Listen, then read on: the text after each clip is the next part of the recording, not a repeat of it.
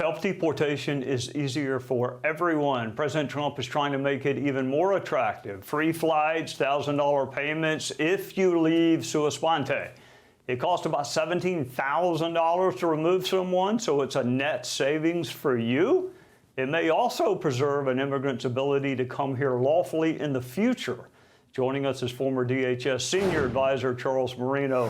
Welcome, sir. Why is self-deportation better for everyone, including the immigrant who hopes to maybe one day come here lawfully and stay? Yeah, I think there's a lot of incentives to self-deport here. Unfortunately, I don't think we're going to see it become the majority of the segments that are leaving the country until there are repercussions, like not being allowed back into the country if you are caught by ICE and forced deportation takes place that way. So, but I think the self-deportation will start to go up more and more based on those initiatives that allow you to come back into the country legally as enforcement is being stepped up here. We're seeing the Trump administration firing on all cylinders, casting a wide net, prioritizing the criminals and national security threats, but also this self-deportation option is a good option and in the end saves taxpayers money if it's taken and acted upon. Well, let's listen to someone whose engine stopped working, the senator who visited El Salvador but has not managed to visit the victims of violent crime, and then I'll talk to you about it on the other side. Your campaign of fear and repression is eating away at foundational values of our democracy. And I have to tell you directly and personally that I regret voting for you for Secretary of State. Well, first of all, your regret for voting for me confirms I'm doing a good job. About the student visas, let me say this. I don't deport anybody, and I don't snatch anybody. The State Department does not have officers in the street snatching everybody. What I do is revoke visas, and it's very simple. A visa is not a right, it is a privilege. Chris Van Hollen is going to lose a verbal fight with Marco Rubio. I can promise him that. Due process may be a right, but coming here on visa is not, and crossing the border without permission is not. Does the senator from Maryland ever talk about the Americans who are repressed by violence, or is it only folks in El Salvador right now? Yeah, unfortunately, Democrats, including the senator, have decided that this is the hill they want to die on.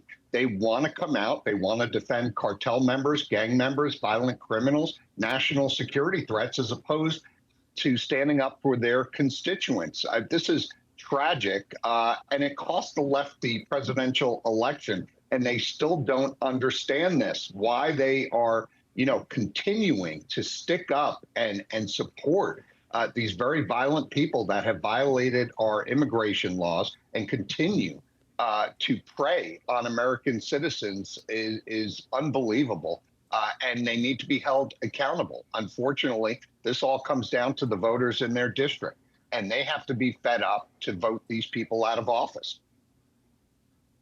All right, Chris Van Hollen is a lost cause, but for those watching who say, okay, I'm open-minded, rank the priorities in terms of deportation. I would imagine it's criminals first, people who have absconded and failed to appear for court. What's the deportation hierarchy from your perspective? That's exactly right. It needs to be a prioritized approach. And look, this is not only from Republicans. We've seen a prioritized approach under Democrats, like President Obama, the deporter-in-chief. You go after those criminal national security threats. You go after those that are violating their visas, that are supporting terrorist organizations and inciting violence. You go after those that are not showing up for their immigration hearings, and you go down the list that way.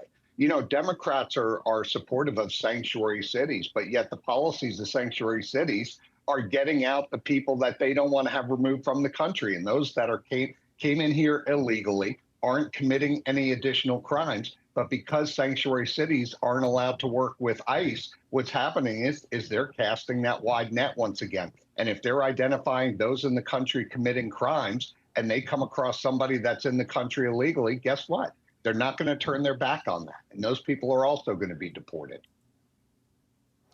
Charles, the curse of going to law school is that you really do try to see both sides. I do not see the other side when it comes to sanctuary cities literally harboring and protecting people from being deported who have either been accused of or adjudicated of committing violent crimes. I don't see that side of the argument. Am I missing something? No, you're not. I say it a different way, Trey, good. and that is the policies of sanctuary cities fly in the face of common sense when it comes to not only protecting those communities, but also the United States. So how these policies are allowed to be implemented within the United States, and then these jurisdictions still expect to receive federal public safety grants from taxpayers. It's contradictory. It should not be allowed. The same types of actions that we're taking with student visas, we should be taking with grants going to sanctuary cities. The American people should not have to support financially these poor policies that only endanger the country. Yeah, you can always count on the American people to have more common sense, for the most part, than the people they elect to represent them. Charles Marino, thank you for loaning us your insight. Happy Memorial Day weekend to you and your family. Same to you, Trey. Thank you. Same to you. Thank you. Take care. Hey, Sean Hannity here. Hey, click here to subscribe to Fox News YouTube page and catch our hottest interviews and most compelling analysis. You will not get it anywhere else.